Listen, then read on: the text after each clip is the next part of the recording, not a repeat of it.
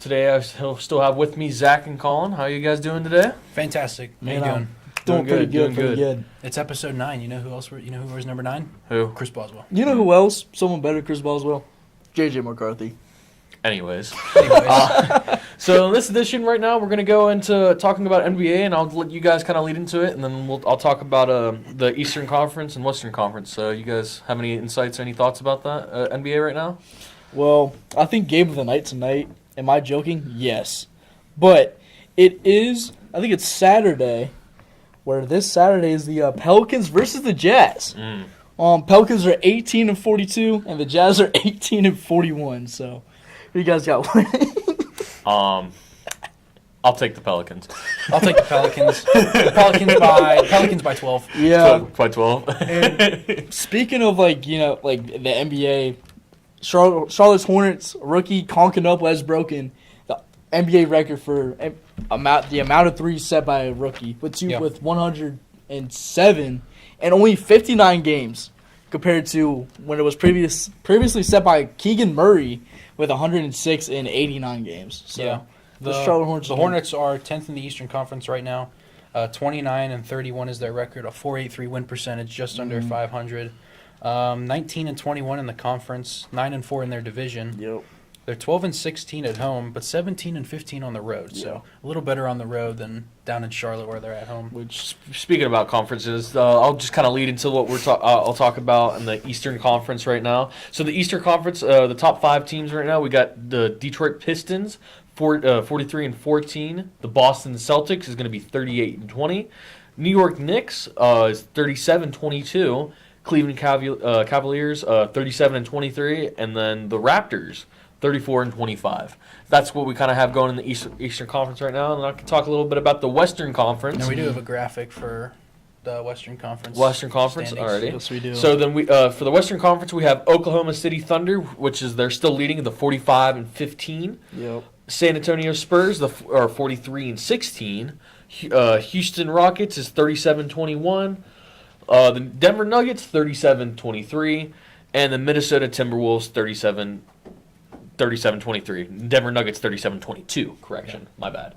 And also with the Lakers, we also have 34-24, and that for that Western Conference, and that's how we're kind of under the way with the season right now. Yeah, the Western Conference looks very close, especially with those top 6 teams. Yeah. It looks like it's going to be a very close race. I feel like with any of those 6 teams, I feel like any of them can take the top spot right now. I feel like in general too, it's not always going to be a clear cut. I mean, this is kind of like we're already midway season, and we're kind of just getting everything dialed up. Some injuries are getting piled up with some of the teams in general, and we're going to just see who's those top dogs and who's actually just the posers right now. So Speaking of the Nuggets, tonight they're going against the Oklahoma City Thunder. At 9:30 Eastern time on ESPN. Is that game in Denver or Oklahoma? I think it's in Oklahoma. It's in Oklahoma. Yep. Oklahoma. So that's gonna be a really good game. At home, the Thunder are 24-6, and the Nuggets are 21-11 on the road. Speaking with that as well, Shea is going to be back this game. He just got after an abdominal strain. He just came back, and now he's going to go against the Denver Nuggets. So this is going to be a little big heated matchup from last time that they had in the playoffs. So we'll get to see how they operate, and hopefully my team can take it. But like I said, who knows right now? It's gonna be a big game, that's for sure. Let's hope your team doesn't take it to overtime, because the Thunder are 3-0 in overtime. Yep. Haven't lost in extra time. Yeah. So it's gonna, like I said, it's gonna be a good game. Speaking about players and whatnot, I'm gonna go into stat leaders a little bit. So we have offensive leaders right now with points. We have Luka Doncic. He is averaging 32.7 points right now. Assist, it's always going to be Nikola Jokic. He's averaging 10.4 assists right now. 3 points, this didn't really surprise me. Stephen Curry, 4.5 3-point range. Then we got the defensive leaders right now. Rebounds, it's still going to be Jokic. It's 12.5. Blocks is Wemby, yeah, Wembanyama. Wabiana, yeah, thank you. I'm very bad with names, guys, if you haven't figured that out. But he's averaging 2.8. And steals is Tyrese Maxey with 2.1 right now. I mean, so I kind of want to get insights what you guys are feeling with those stat numbers right now. You still pretty confident? Any surprises? Well, they kind of feel expected, especially with assists per game. Nikola Jokic, that just makes sense. One stat I do want to give is Konopel, the Charlotte Hornets rookie. He leads the league in three-pointers made with 209. Yeah. Second is Tyrese Maxey of the 76ers with 191. So I thought that was pretty fun. Speaking of Wembanyama, I think the Spurs are 11-0 right now at when they're home. Really? So yeah, and then Wembanyama, he's 7'4" with an 8-foot wingspan. He's something, man. You know. I mean, the Spurs are on an 11-game win streak, 10-0 in their last 10. Speaking about that, kind of like what's like also that kind of spark that kind of really gets them or whatnot? Because I haven't really got a chance to watch them too terribly much, but I just know that they've been been going at it for a lot of this NBA season. So I kind of want to get to know what's that spark getting to them to where they're at right now. I think it's just all the puzzle pieces fitting together finally. Yeah. Because you have Stephon Castle, Devin Vassell, Dylan Harper, the rookie this year. He's been doing really well. Obviously Wembanyama. You used to have one of the greatest head coaches of all time, and Greg Popovich, who led the Spurs dynasty to win 4 or 5 championships. And I don't know. I think all the puzzle pieces are fitting together finally. The Spurs are actually doing really good now. I think same thing with the Pistons. I believe it was last year they started 2-26, and now they're top of the Eastern Conference at 43-14. That still surprises me in how how they got to where they are. Because like I said, I didn't really get to know about the Pistons as much as until the season started. I'm like, oh wow, they're starting to do really good in the Eastern Conference, which. It's kind of I always thought the Eastern Conference in general was really up for grabs, especially for Boston, for how they were doing. But now it's just kind of the script is getting flipped a little bit. So I mean, it's entertaining in my perspective to see new teams coming around. That's because we're always used to seeing the Pistons not do good. Yes, that's the thing. We're always so used to them. Now it's seeing Cade Cunningham with Asar Thompson and Jalen Duren, and everybody's working together, and them. Isaiah Stewart of the Pistons, he loves to fight. Yeah. That's what brings the energy to the Pistons team, man. That's I think they're still the bad boy Pistons, but now it's evolved to where I think everyone is contributing at least a little bit towards it. Yeah. So I'm going to bring some also team stats right now as well. So we have the offensive leaders right now. Who's leading with the points right now? The Denver Nuggets, leading with averaging 120 points, 0.5 in a game. Field goal range, it's the Los Angeles Lakers right now, averaging 49.8% in the field goal. And then point differential, it's going to go to the Oklahoma City Thunder with plus 11.3. Defensive, we have points allowed, and the Boston Celtics is holding it down right now. It has only letting up at least 100.7 on average. And that's without Jason Tatum, too. Yes, that's a very notable player to make sure that to let everybody know their defense is pretty locked down. The rebounds, who has the most right there is the Houston Rockets, and it's a 48.3. And the most average in points is going to the Detroit Pistons, 6.4. So I just kind of wanted to get your insights on the NBA team stats. Do you think there's any ones that are kind of jumping out to you right now, or any ones? Because I was thinking of the Lakers. I thought the Lakers were having a little bit of a tough time trying to get into that field goal range. Yeah, I mean they were because LeBron was out, and then obviously with the trade for DeAndre Ayton, who is really good for field goal percentage wise. And, if you have, two of the greatest floor generals of all time working together, I think together, if they're able to contribute with Austin Reeves, they're able to be pretty good. So, and the one that stands out is the Rockets with the rebounds. Yeah.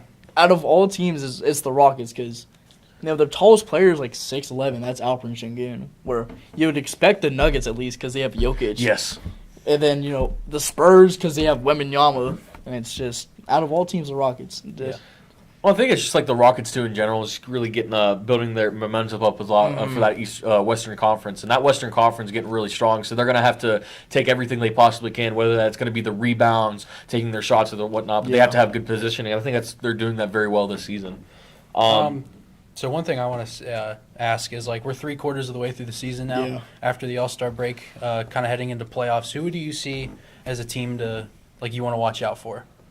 Definitely the Pistons. Yeah. Yeah. I would say the Pistons Pistons, definitely. Thunder, Spurs. They're definitely going to Yeah. make it. A team that I always like, not aside from the Nuggets or whatnot, that I always say look out for, but I'm gonna keep that under the works. Another team to really look out for is the Timberwolves a little bit. Yeah. For some reason, Yeah. I don't understand what that light gets in under Anthony Edwards or whatnot, but there's just something in him that he goes Yeah. in the playoffs and he's like a fire just lit right under him and he's ready Yeah. to go. They're 5th in the West, and I was going to say, watch out for them because Yeah. they could make a run. I mean, that team has always just been a very like under the rug, very under the radar. But once they get into that playoff situation, man, they're hungry and they're Yeah. ready to go no matter what. So, but that's like one of my teams that I've been very looking out, and especially for on my aspect for the Denver Nuggets in general, because they've always got me worried every time.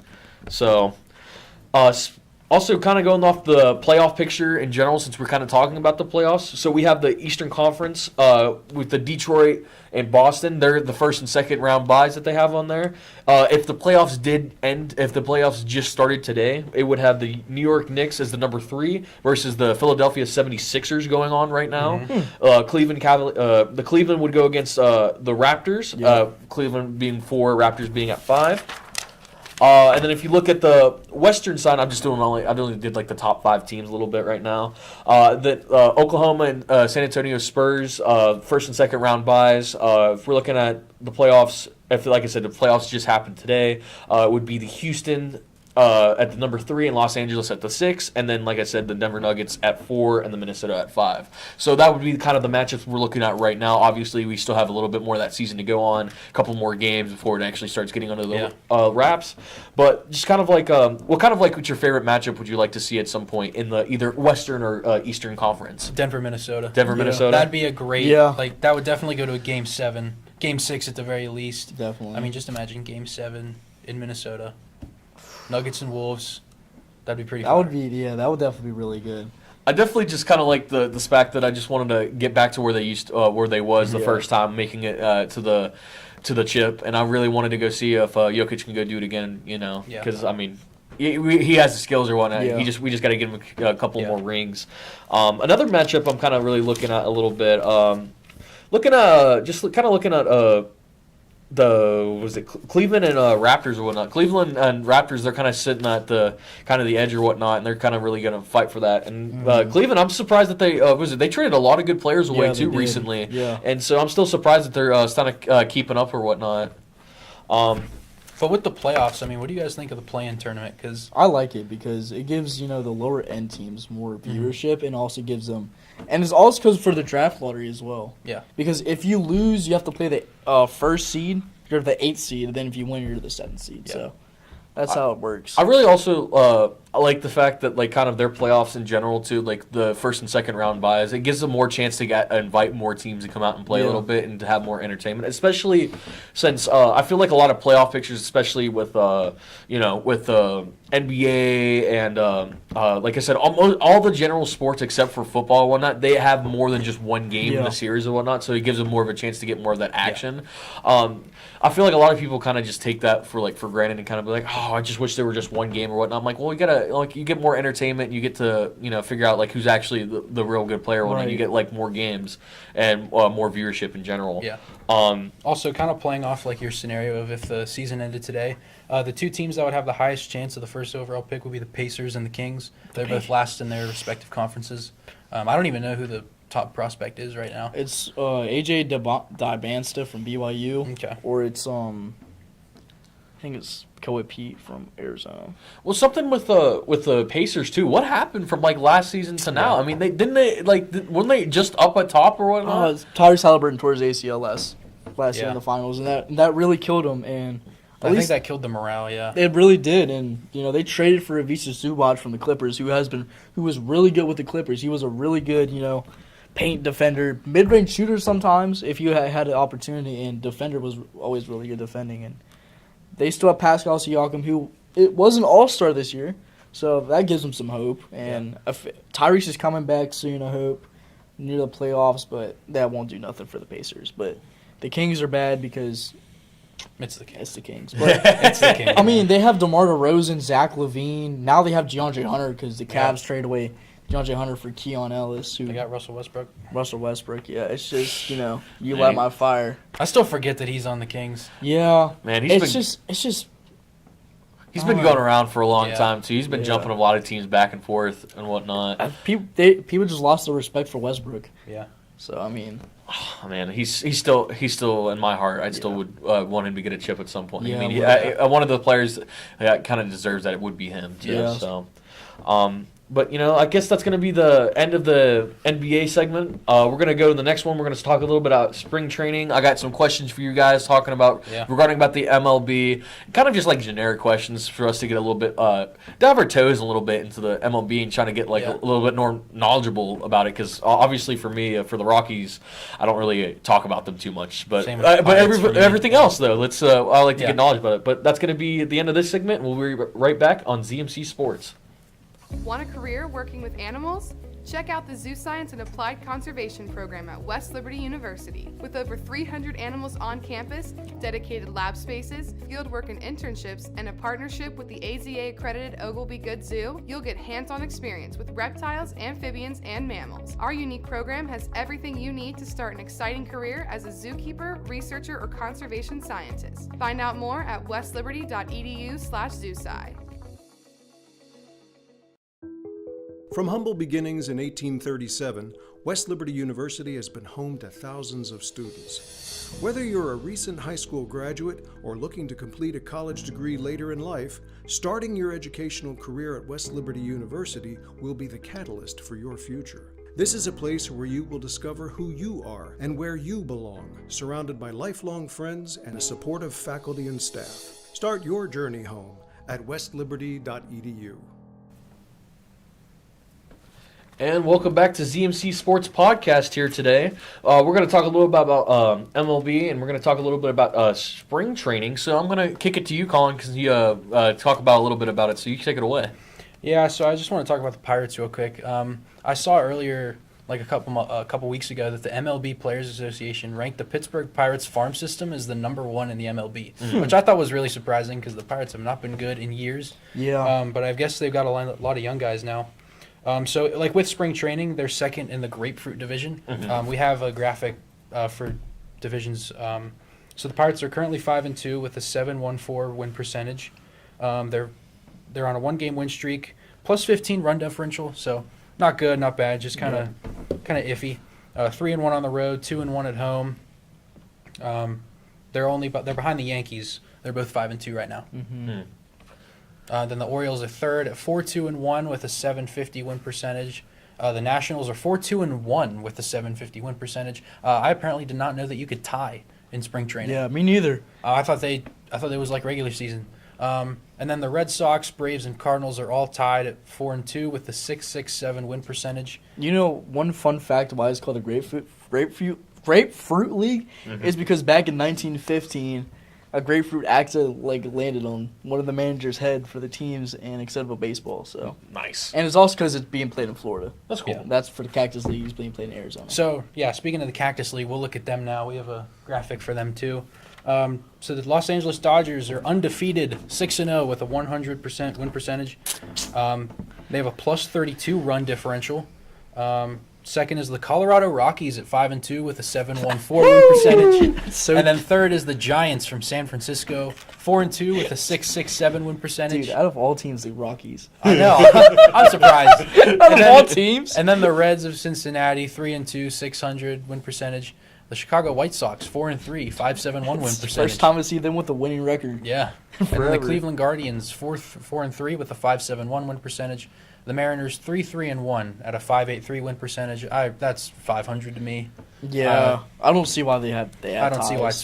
see why they have ties either. Yeah, I see the Mariners at 500, not 583. yeah.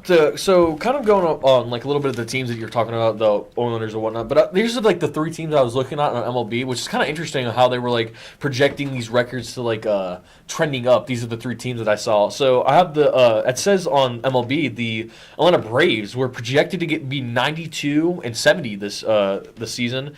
Last season that they won 76 games and just they were just 10 games under with the below a 500 win record, and they were also, like I said, they were also the second projected highest team to wins total, right behind the Dodgers. So that's kind of probably an interesting thing to learn about. And notable players that include Ronald. I can't say his last name, so I'm not going to attempt that. Is it Ronald Acuna? Acuna, yeah. Acuna Jr., Austin Riley, and Matt Olson on there. So that's another three notable players that kind of look out for the Braves or whatnot. But I've always saw the Braves as a pretty decent team. I've never, like I said, I haven't done too much into looking at MLB, but I'm going to get some more insight and like watching a little bit more. Yeah. But that was one team that looks like trending up. The second one is going to be the Mets. Projected to be 90 and 72. Let's go Mets. After their last season, they had a really disappointing season by missing the playoffs. Right now, they are projected to be. They have like an 80% chance of making it the playoffs each year, which would be nice. Notable players on there. They have Freddie Peralta, I think that's how you say his name. Lucas Robert Jr. and Juan Soto. So hopefully, take a little more dive into those guys. And the last one, like you said, the Baltimore Orioles. Orioles, yeah, my bad. All good. They're also they're projected to be 84 and 78.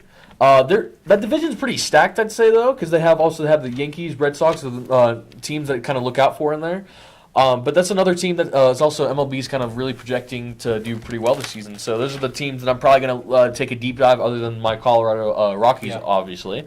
But kind of get your insights. Do you think there's like any teams like that I just mentioned that's kind of like you think it seems right, or it's like maybe, I don't know, and then like what's this projection? I'm very skeptical about the Mets. The Mets, yeah, that one kind of threw me off a bit. Because it's like last season, what you did say, they did have a very underwhelming season, but I don't know. I feel like they'll be in that weird like little gray area where it's like they were good, like they're gonna be good, but they're gonna be kind of missed the playoffs. So there might be in the middle area. Yeah, this year. And you didn't mention this team, but the Blue Jays. I'm really interested in seeing them this year. They lost in Game 7 of the World Series. Oh yeah. They're a team that has really shot up over the past couple years, and I've really enjoyed watching the Blue Jays. So I'm just excited to see them play this year. Blue Jays has always been a team that I always like. I feel like if you ever had like second teams or whatnot, like maybe you didn't like. I normally never had second teams, but since I never really studied baseball too much, I was like, you know what, Blue Jays could be a second team that I like. Yeah. Just kind of get some more insight and whatnot. It just seemed like a really nice organization they have over there. But yeah, it was surprising that the like I said, the Mets or whatnot, because I've always never really heard too much crazy things about the Mets or like them going to like shooting for the stars essentially. But I'm guessing I'm gonna have some questions or whatnot, kind of just like generic questions about and just MLB in general. Is baseball still baseball in general still considered America's pastime in like today? And like if so, why or not? Why not? Why do you guys think that? That's a good question because. Yeah, that's a good question. That is a good question. I would say no.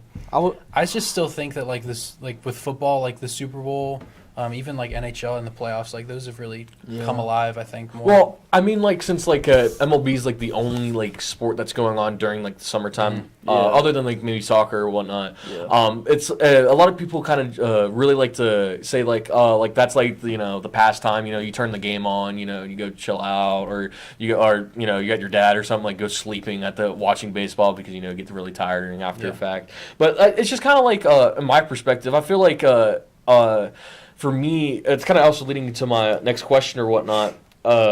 Is just like why is like watching baseball in general kind of just more fun, like watching it at the ballpark rather than like watching on a TV in general? Like, why do you guys feel like that? I feel like it's because if you watch it from a TV view, you don't actually like get the actual experience of being there because you can't do your 9 beers and nine hot dogs and 9 innings. Yeah. When you're watching a TV, but like, if you're actually at the game, you can actually like do it. It's also better to watch with friends in person. Exactly, in front of a TV. Because it's like, I mean, also ticket prices as well. Yeah. That is probably the biggest thing is the ticket prices and travel expenses as well.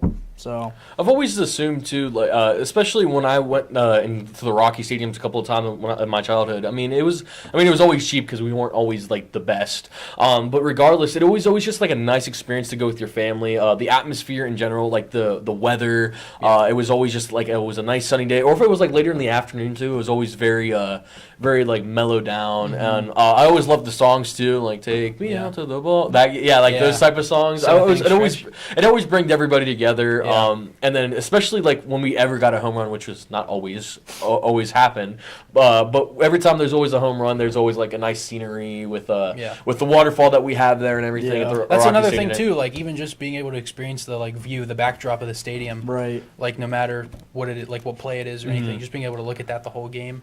But kind of like to bounce off your question. I mean, do you guys think baseball is even fun to watch anymore at all? I want to take interest in it just to kind of get a more, because I feel like I always like have like a little bit more stats on like NHL, NHL and NFL. Obviously, I live and breathe NFL, and then like NBA, I'm getting it more and more. But baseball, I mean, that's just gonna be like summertime when I'm not really doing too much other than like doing work and everything. And I just feel like I want to get more in depth just to kind of see what it actually is about, if that's something that like I like to be around or whatnot. Yeah. But it just from my perspective, it's always really been about like the history in a lot of instance of like the teams and stuff, not really about the players as much. Then again, that's always just my opinion of what I've seen like firsthand. I haven't been like a big baseball guy to kind of speak about it too much. Yeah. But it's always been for me. It's like, well, it's there. It's there. It's there if you want it. If not, well, you do whatever you want in your own time. Yeah. So, but I really think it would be very interesting to kind of look into this season and see what's going to go on and whatnot. Yeah. I mean, I never thought it was really interesting to watch that much, like, because it's not continuous action. I like continuous action. Mm-hmm. Yeah. That's why, like, I think hockey and basketball are my two favorites to watch. Even with football and stuff as well. Yeah, football is pretty continuous because they have breaks, but they're not as long as baseball. Yeah. I feel like, I'm glad they implemented the pitch clock, but the breaks are still too long. Yeah, but I mean, it makes sense though, because sometimes they do like double headers, rarely triple headers. So. I mean, MLB games used to be like 3-4 hours. Now they're only like 2.5. Mm-hmm. Yeah. So I'm really glad they added it to like shorten it. Yeah. But that's why I just like hockey and basketball to watch more, just for the continuous action. And it's also because like I'm not really intrigued with baseball because I haven't like really like played it or like watched it growing up. Yeah. And it's because it's on like networks where like most of the time you have to like pay a subscription, so it's like. Yeah, a lot of the games are on MLB TV. Yeah. ESPN Plus. Like I said, I think it's just always been that experience to really go to the game and to actually go to experience. Yeah. I mean, obviously, it's going to be really expensive if you go every single time. Mm-hmm. But it's always been like this is an experience that you have to going to the baseball game rather than the fact you're just watching on your TV. Yeah. I mean. Even at that point, I might as well just go and listen on the radio or whatnot and be like back in the day or whatnot when the dinosaurs were around.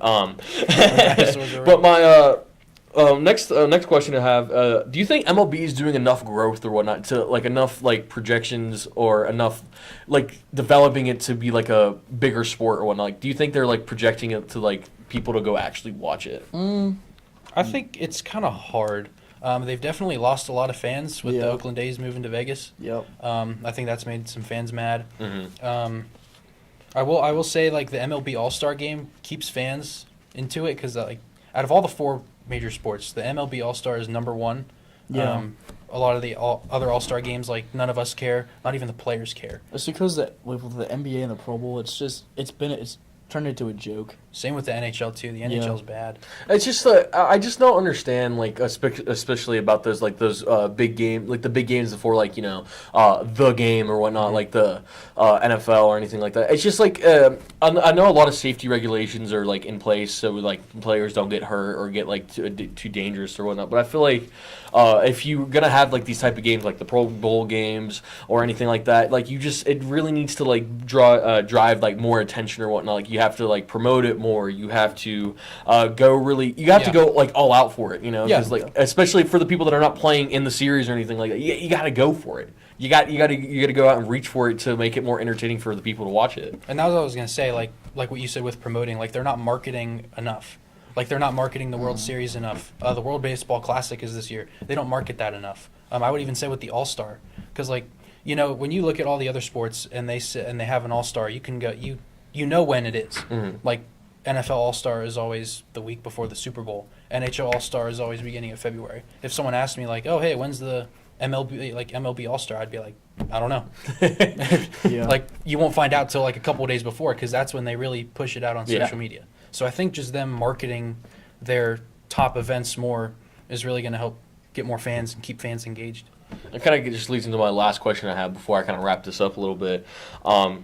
How does like MLB kind of really compete with like other sports? Like, how do you think it what's its pros of like MLB, and then what's like the cons of it? What do you think that kind of like weighs in for like the different sports like NBA, NFL, NHL, stuff like that? I feel like with the pros, the World Baseball Classic, or like when we do that, everybody obviously cheers for America because you know it's baseball. Well, for here, exactly, America, yeah. So it's like it's definitely the inclusive, the very like inclusiveness, because it's like you have people from all over the world playing like one sport that originated in America. Because you have people from Venezuela, Dominican Republic, you got Italy, you got everywhere in the world playing baseball, and it's like there's that. Yeah, I would say like a con, like I just said, marketing. Like they don't market their stuff enough, but the pros would just be like when they get to close games, like World Series, you know, like World Series extra innings, like walk-off home runs, like that really, like those are the top moments in sports you want. Like those are better than buzzer beaters. Those are better than like last-second touchdowns. Those are better than, you know, NHL shootout goals or whatever. I feel like with a big con is when the MLB switched their jersey partner. From I don't remember who was the original one, but I know they switched it to Fanatics, if I'm correct. And a lot of people, they were very upset because they just didn't like how they looked, and it's just... Same thing with the NHL. The NHL had Adidas for the last few years, and now they switched it to Fanatics, and a lot of fans are complaining. But, like, to me, they're made from the same factory, so the material is the same. But I don't know why a lot of fans are complaining about that. Another thing, like, what is it? Speaking about, like, another pro or whatnot, I mean, it's baseball. I mean, obviously there's going to be bad weather or not, but baseball in general normally has, like, the best type of weather, like, the best type of going outside, you know, going to be out there with your friends or whatnot, being enjoying the sun, like I said, being in the ballpark. Whatnot. I feel like it brings a lot of fans together, just being like, wow, we're outside. This is nice. Like, this is a great feeling, you know. It's summertime. I'm mostly free except for if you work over the summer half the time. But let's not talk about that. You know what I mean? That's another con too, though. Like if it rains, they got to delay the game. Yeah, they got to delay the game. Yeah. It kind of just like it goes back and forth with it, and it's just really, like I said, that's another con. It kind of just really sucks with that. And like I just thought of another con. Like no pros here. I'm only thinking of cons. But I think like another con is scheduling. They play 162 games out of the year. Every day they play. There's just no reason to do that. Like for the Pirates, for example, they could have a home game series over the weekend. Let's say their last home game of that series on Sunday. They play Monday, but they're at like, you know, they're in Chicago or something, or they're in Texas. Like that kind of travel in 24 hours is a lot on the players. That's why I personally like hockey, because you could be home one day and you could go across the country, but not for another like 2 days. So I think just playing that many games in that short amount of time is just really hard. It's kind of really like retaining the players and make sure that they're not going to like get more injury. I mean, obviously, you know, injuries are bound to happen in any sport that you play. But kind of like if you go like a lot of games, I mean, you're gonna get sore. You're gonna throw your arm out for like pitching. I mean, you're gonna get hit on. And the equipment in general too with baseball. I mean, there's obviously more equipment that you can get, like more attachments or whatnot for like sliding with the mitts that I keep seeing, which are really cool. That's a cool little aspect. But you know, getting a ball like hit to you like, you know, like 100 miles plus per hour, you know, right in the chest or something like that. You don't really have a lot of equipment to kind of protect you with that, so it can really impact you. Another con I just thought of, like it doesn't even like the scheduling doesn't even affect the players. It affects the fans too, because if your team's playing every single day, if you miss a game, you're going to be like, oh, okay, whatever, they play tomorrow. You're not going to value that game as much, right? Whereas football, your team plays once a week. We got a negative Nancy over here. Oh my! I'm just pointing out. Maybe the MLB. I'm just saying. Maybe the MLB will watch this and they'll go, you know what? Let's rethink some things. No. But here's the thing. They're gonna be like, who's these guys? like if the Rockies played every day. Let's say you missed a game, but you're gonna be like, oh, whatever, they play tomorrow. But like you're a Broncos fan, they play once a week. You look forward to that.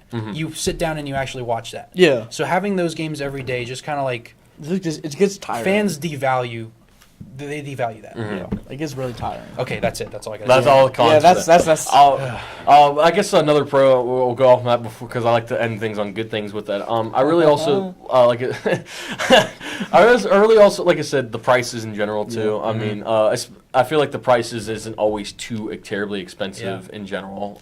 Especially like getting into there and buying the tickets or whatnot. It's very cheap. Prices have really gone up, especially for the Pirates. Oh, I haven't known about that. Like I guess it the depends. Pirates used to be really cheap. Now they're like $60 for nosebleeds, and It's because you guys signed a pretty good baseball player. So. Yeah, I guess it also depends. But that's also going to be the end of what we're talking about MLB. Sorry, MLB, that we have a negative Nancy over here that doesn't really respect it. I'm just kidding.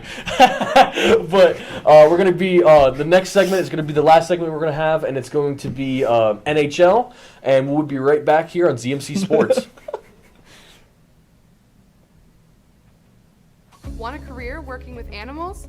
Check out the Zoo Science and Applied Conservation program at West Liberty University. With over 300 animals on campus, dedicated lab spaces, fieldwork and internships, and a partnership with the AZA-accredited Oglebay Good Zoo, you'll get hands-on experience with reptiles, amphibians, and mammals. Our unique program has everything you need to start an exciting career as a zookeeper, researcher, or conservation scientist. Find out more at westliberty.edu/zoosci. From humble beginnings in 1837, West Liberty University has been home to thousands of students. Whether you're a recent high school graduate or looking to complete a college degree later in life, starting your educational career at West Liberty University will be the catalyst for your future. This is a place where you will discover who you are and where you belong, surrounded by lifelong friends and a supportive faculty and staff. Start your journey home at westliberty.edu. And welcome back to this edition of ZMC Sports Podcast. And the last segment we have here, we're going to be talking about the NHL, and I'm going to kick it over to Colin because he's the man for the hour for that. So, Colin, you take it away. Well, first things first, we're going to get started. The USA winning the Olympic gold medal for men's hockey and women's hockey. So USA won 2-1 over Canada in overtime. Matt Boldy scored the first goal 6 minutes into the first period, assisted by Austin Matthews and Quinn Hughes. And then in the second period, your fellow Avalanche player, Cale Makar, tied the game just with under 2 minutes left in the second period. That was assisted by Devin Tays. He's also on the Avalanche. And then 1 minute and 41 seconds into overtime, Jack Hughes snipes the OT winner. With his chipped tooth. With his chipped tooth, Yeah. This was a really fun game to watch. A couple just like quick stats I have, or like fun facts. The audience peaked at 26 million viewers in overtime. It was the most watched sporting event with a pre-9 a.m. start in U.S. history. The average live audience was 18.6 million viewers across NBC and Peacock. It was NBC's most watched sports game ever. And kind of going off that's why it's this popular and whatnot. I mean, listen, obviously for college fans, you know the big game, Ohio State versus Michigan. For countries in general and for hockey, it's USA versus Canada. It's always been the biggest thing for hockey, and I always live to watch for it every single time. And don't get me wrong, love you, Cale Makar, love you, Nathan McKinnon, love all you guys. But listen, when it comes to America, I'm going for USA, and I'm going to vote for them until they win. So, and like that's also why I was so like, it's just USA Canada. I mean, like when you came into the tournament, everybody expected it was going to be USA Canada in the final, but it's even if though it was expected, it's still so fun to watch. Yes. Connor Hellebuck, I think he deserved MVP. I really think he had 41 saves on 42 shots. A .976 save percentage in that game, and he played for 61 minutes and 41 seconds. So he played the entire game. A really pivotal moment in this game was Nathan McKinnon's missed shot on the wide open net. It was a very. I'm sorry for cutting you off. I mean, it was a very. I watched that clip so many times. And speaking about Nathan McKinnon a little bit, there's something going on with him. I've been watching a couple of games. There's something that's not been clicking with him so far, and I don't know if it's because he's suffering from an injury that he had a couple of games ago. But I don't know. After that, I was just like, that was there. You know, I mean, he don't miss those shots. It's not normal for him to have that wide open net and it's just not going in. So It's probably just because of the injury and also because of the mental space as well from being injured. yeah. So It can be a mental health thing too. That affects a lot of players. Yes. But in that game, USA only had 28 shots. Canada had 42 shots, almost doubling that. Both teams were 0 for 3 on the power play. Both teams served 6-minute penalties. But I really just think this was one of the most fun games I've watched. Yeah. Even though I did miss overtime, sadly, I had business to take care of. But it was just really fun to watch. A quick question: what kind of business was so important to watch the greatest game in a long time? I had to help someone film a package for the news. So, but like everybody thought this was a really good game. A lot of fans are picking at it because they don't think that the overtime should have been 3-on-3. It should have been 5-on-5, and I completely agree. Because it was a 20-minute overtime period, which they don't do that. Like hockey doesn't do that unless it's playoffs. I guess it's technically international, so they might do it different. But if it's going to be a 20-minute overtime period, it should really be 5-on-5. I think having it 3-on-3 doesn't make sense. It kind of didn't make sense for that. I feel like in the Olympics too, though, don't they kind of like implement like a lot of sports or whatnot, like to kind of be a little bit on like on their kind of rules too, a little bit. Yeah, I feel like it's because with the with my bad for cutting you off, but with like the Olympics for basketball, it's a whole different play style from like the NBA's because you have to follow like the FIBA rules, so it's different. But I mean, USA still won against France, though. The one thing I hate is that the rink was shorter. It was only shorter by 3 feet. It didn't look like it. Is it because it's like international or no? Like the Olympic rink is usually bigger than NHL rink. It was smaller. I think just due to time and issues. Yeah. Like it was expected that the rink wasn't going to get done in time, but it would make that kind of makes sense why now it's like 3-on-3. Yeah. Why it was. Yeah, smaller rink, I guess. Yeah. I don't know. But like I said, this game was, like I said, one of my favorite games to watch, and I really hopefully we after like now we're gonna kind of like lead into like the playoff picture a little bit to go off that. I didn't mean to cut you off. Sorry. But before that was USA's first gold medal since the 1980 Miracle. Yep. My bad. That's actually anyway. That's such a long time though. That's 46 years. Yeah. Something like that. I barely graduated high school, so my math's off. Anyway, so we're gonna look at the NHL playoff picture real quick. So if the playoffs did happen today in the Western Conference, we had Colorado at the top dog right now, going against Seattle as the wild card number 2. Then we would have Minnesota as divisional 2 with going against Dallas, divisional 3. Then we have the Golden Knights and they're Mammoth. Going against the Mammoth or whatnot, which would be a pretty good game to look at. Yeah, I think that'd be a really fun series. And then we had the Edmonton, like the Oilers versus the Ducks. Yeah.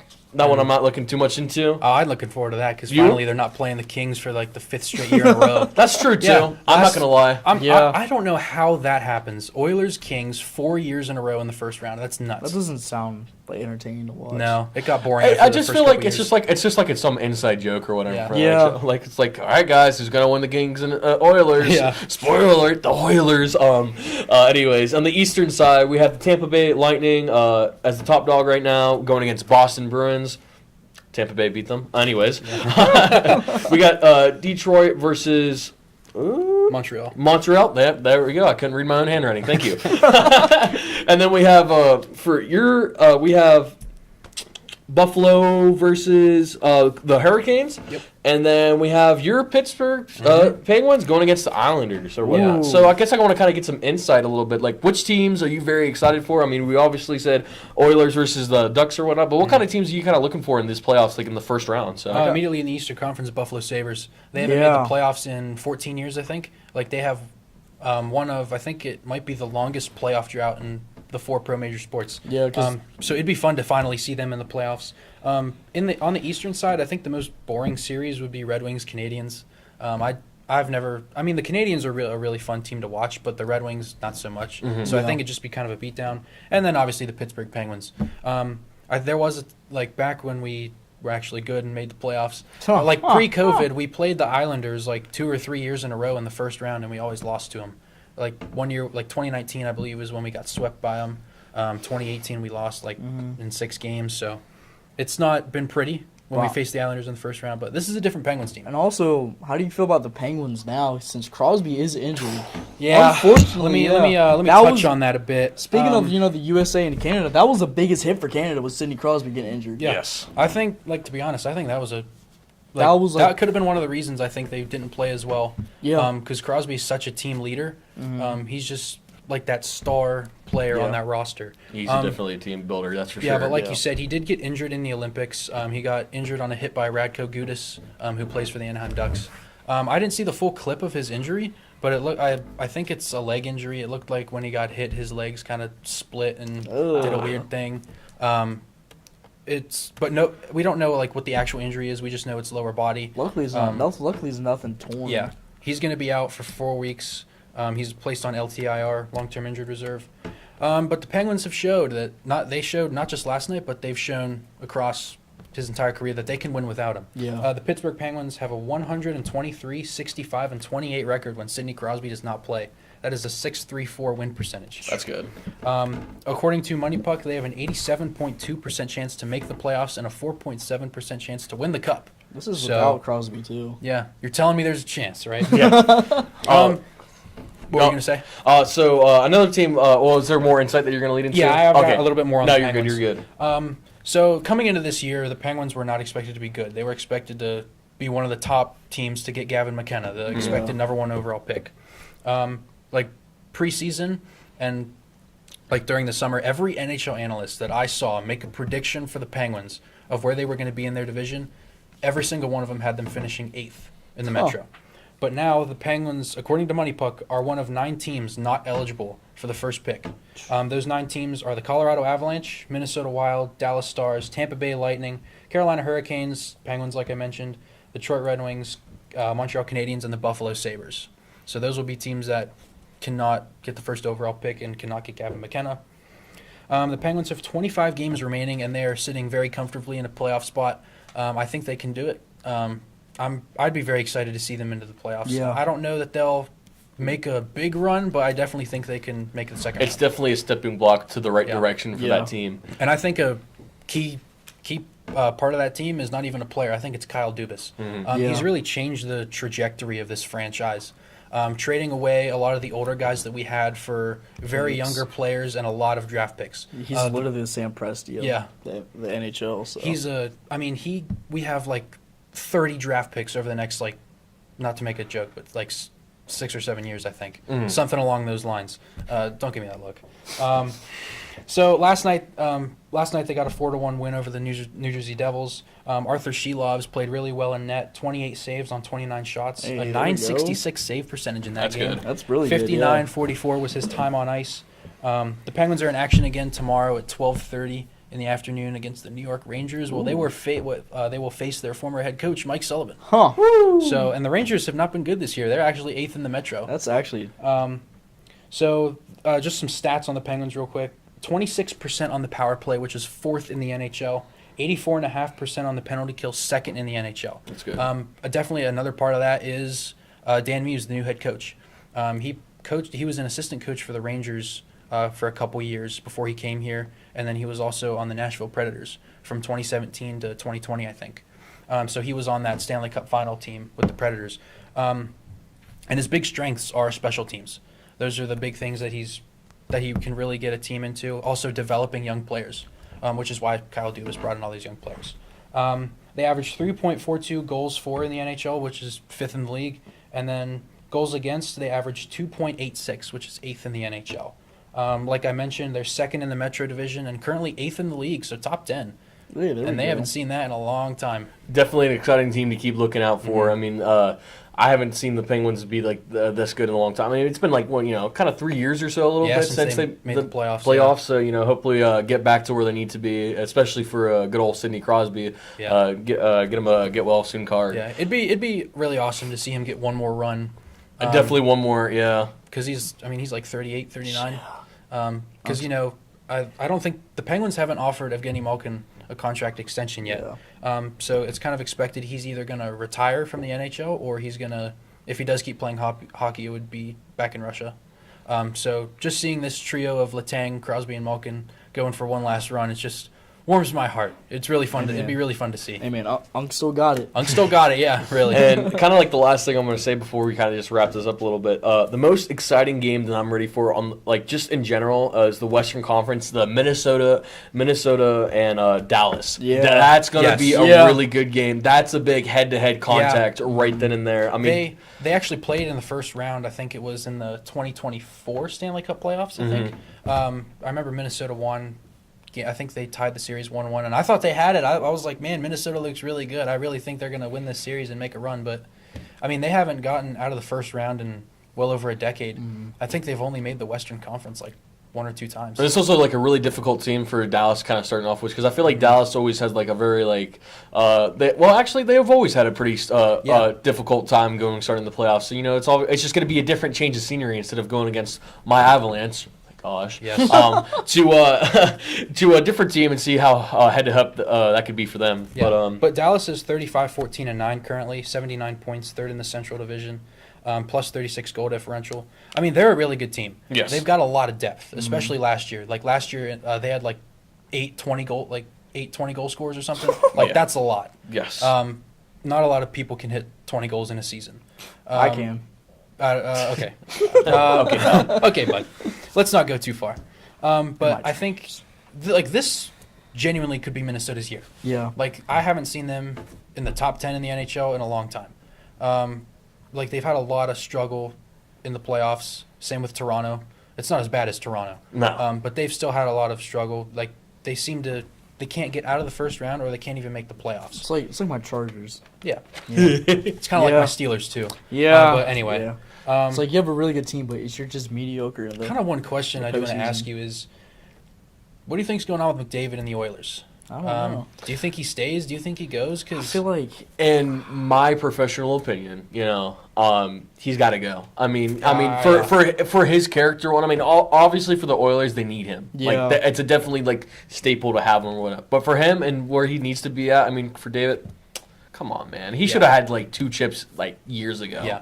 I mean, Yeah. this guy he's been around for so long, putting that work in, and you could see it from him. He's put so much work into this team and not gotten anything in return for it. He's got to get a change of scenery, man. He's got to go to a different team that has a good playoff experience. Give him that shot, give him that opportunity. Don't get me wrong, he's going to be expensive to buy, Yeah. but you got to make sure that you got to make sure you can extend that contract a little bit for him or whatnot, Yeah. or maybe he makes it take a little bit of a play cut to go win a couple of chips or whatnot to make sure that he's bringing some trophies home Yeah. for his hometown. So I believe, like over the summer, he signed a 7 or 8 year contract extension.